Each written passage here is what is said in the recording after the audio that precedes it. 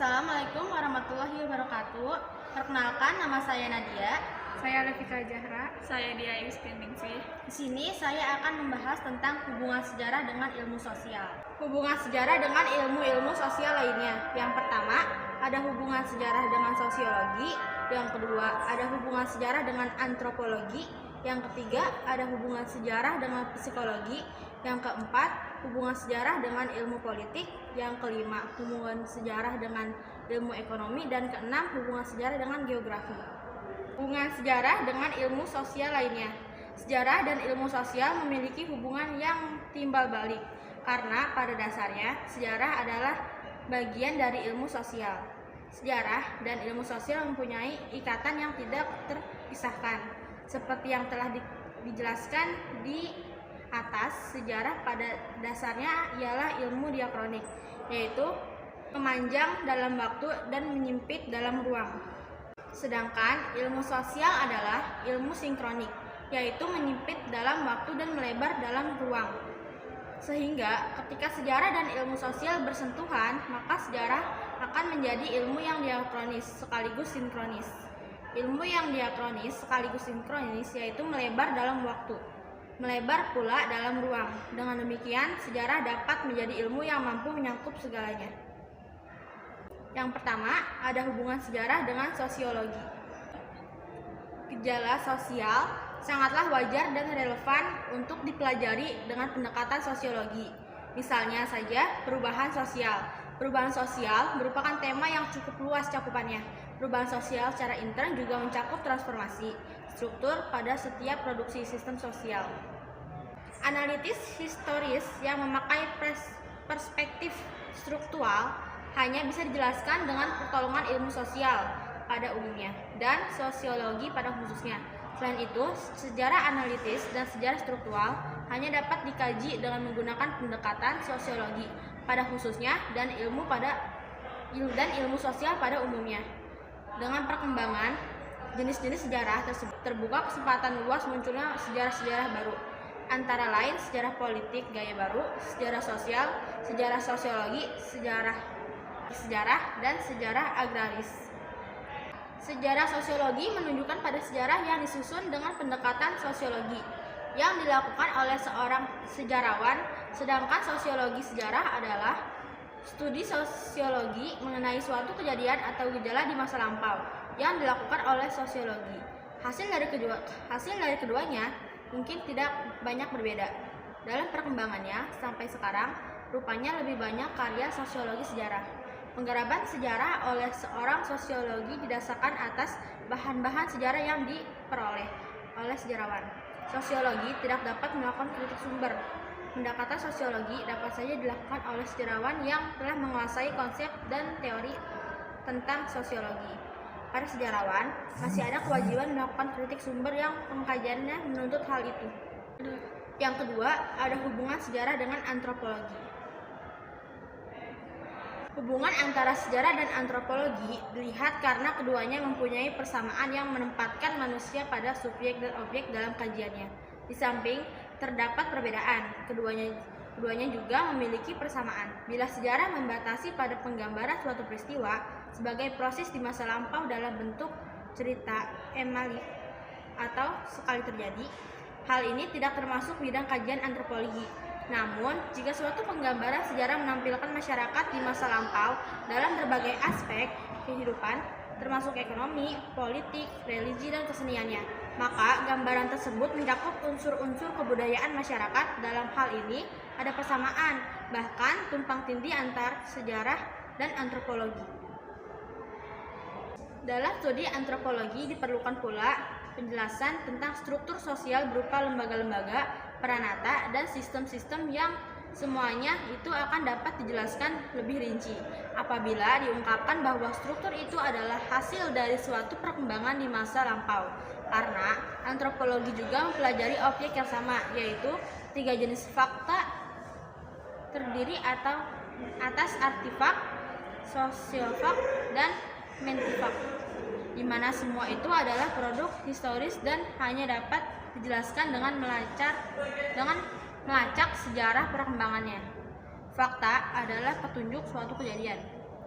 Sebagai suatu konstruk, maka fakta adalah hasil strukturasi oleh seorang objek.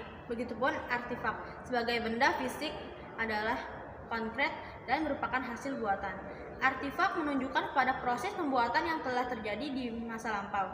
Sebagai analoginya, sosiofak yang menunjukkan pada kejadian sosial atau interaksi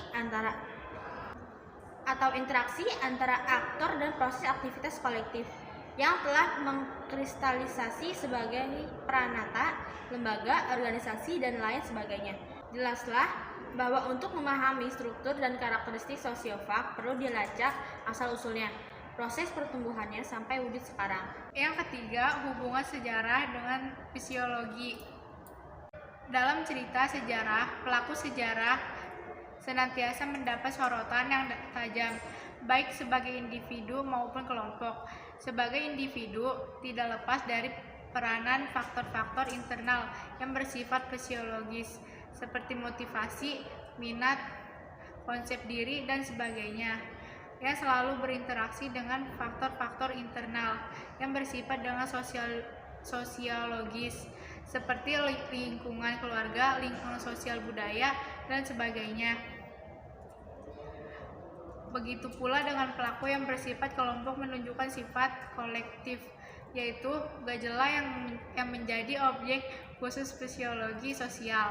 Dalam peristiwa sejarah, perilaku kolektif sangat mencolok. Antara lain sewaktu ada huru-hara, gerakan sosial, protes yang revolusioner, semuanya menuntut penjelasan berdasarkan fisiologi dan motivasi, sikap dan tindakan kolektif. Dalam hal tersebut, fisiologi berperan untuk mengungkapkan beberapa faktor tersembunyi sebagai bagian proses mental. 4. Hubungan sejarah dengan ilmu politik. Sejarah adalah identik dengan politik. Sejauh keduanya menunjukkan proses yang mencukup keterlibatan para pelaku dan interaksinya, serta perannya dalam usahanya memperoleh apa, siapa, kapan, dan bagaimana.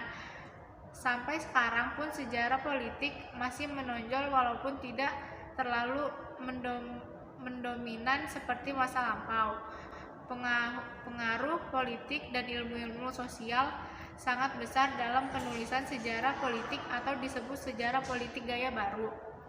Apabila politik didefinisikan sebagai distribusi kekuasaan, maka sudah jelas faktor sosial, ekonomi, dan kultural dapat menjadi pengaruh. Barang siapa yang mempunyai status atau menduduki posisi tinggi, maka ia dapat mempunyai kesempatan untuk memperoleh kekuasaan.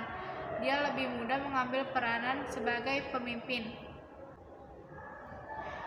Berdasarkan realisnya, ada sumber daya ekonomi untuk melakukan peranan politiknya. Arti menyebar pengaruhnya, kalau dapat dibenarkan, status sering membawa kekayaan, namun tidak selalu benar kekayaan dapat membawa status dan kekuasaan. Dalam distribusi kekuasaan, faktor kultural juga merupakan penentu. Sebagai jenis otoritas dan struktur kekuasaan sangat dipengaruhi oleh orientasi nilai-nilai pandangan hidup para pelaku. Kerangka kontekstual ilmu politik menyediakan banyak alat analitis untuk menguraikan berbagai unsur politik, aspek politik, kelakuan pelaku, nilai-nilai yang melambangkan sebagai. 5. Hubungan sejarah dengan ilmu ekonomi. Sejarah bacot banget anjir. Mulai abad ke-20, sejarah ekonomi dalam berbagai aspeknya semakin menonjol. Mulai abad 20, sejarah ekonomi dalam berbagai aspeknya semakin menonjol, apalagi setelah proses modernisasi di mana hampir setiap bangsa di dunia lebih memfokuskan pada pembangunan ekonomi, terutama proses industrialisasi beserta transformasi sosialnya, menuntut kajian ekonomi dari sistem agraris menuju ke sistem industrial. Terbentuk jaringan transportasi, perdagangan, jaringan daerah industri dan bahan mentah menyebabkan munculnya sistem ekonomi global. Sistem ini mempunyai pengaruh yang luas dan mendalam, tidak hanya di bidang ekonomi, melainkan juga di bidang politik. Hal ini dicerminkan oleh pertumbuhan kapitalisme dengan adanya ekspansi politik yang mendukungnya, maka timbullah the scramble for colonies, perebutan jajahan atau imperialisme. Hal ini menyebabkan kompleksitas sistem ekonomi membutuhkan pendekatan ilmu sosial seperti sosiologi, antropologi, ilmu politik, dan lain-lain untuk mengkaji fenomena ekonomis di negeri yang sedang berkembang. Perlu pula dipergunakan ilmu bantu seperti antropologi ekonomi. Dalam pendekatannya, sistem ekonomi berangkat dari pola produksi, distribusi, dan konsumsi yang sering ditentukan oleh sistem sosial dan stratifikasinya. Akhirnya kesemuanya dipengaruhi oleh faktor kultural. Susah banget. Dalam perkembangan sejarah ekonomi mengalami pula diferensiasi dan subspesialisasi, antara lain yaitu ada sejarah kota, sejarah pertanian, sejarah bisnis, sejarah formasi kapital, dan sejarah perburuan. Dan yang keenam, hubungan sejarah dengan geografi. Setiap peristiwa sejarah senantiasa memiliki lingkup temporal dan spasial, waktu dan ruang. Kedua-duanya merupakan faktor yang membatasi gejala sejarah tertentu sebagai unit kesatuan, apalagi itu perang, riwayat hidup, kerajaan, dan sebagainya. Pertanyaan tentang di mana suatu terjadi sudah barang tentu menunjukkan kepada dimensi geografis, yaitu apabila dikaji adalah proses sejarah nasional.